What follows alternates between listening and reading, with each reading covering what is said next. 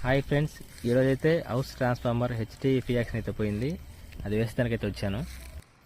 Fee పోవటానికి కారణం fibre net cable. ఆ కేబుల్ తెగిపోయి హెచ్టీ ఫియాక్షన్ వైర్ మీద పడిపోయింది. అందుకని ఆ ఫీజు పోయింది. కేబుల్ అయితే కింద వేసేసి ఫీజు చేద్దామని కరెంట్ ఆఫీస్ కాల్ చేసి ఎల్సీ తీసుకున్నాను. అది పంచర్ కేబుల్ కదా, ఫియాక్షన్ వైరు. దానికైతే కొంచెం స్లీవ్ తీసుకోవాలి. స్లీవ్ అయితే తీసుకున్నాను. ఇప్పుడు ఫీజు అయితే వేయాలి. మనం ఎల్సీ తీసుకున్నాక లైన్ అయితే ఒకసారి చెక్ చేసుకోవాలి. గోరుతో అలా చెక్ చేసుకోవాలి. లైన్ చెక్ చేశాను. ఇప్పుడు ఫీజు అయితే వేస్తున్నాను.